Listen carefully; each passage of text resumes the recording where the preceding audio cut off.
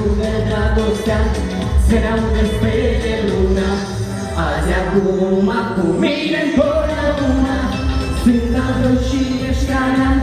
Zic că lumea aceea zice, fără flori alătura, în iubire poți zice, sunt al tău și ești a mea, cea mai frumoasă lumea. La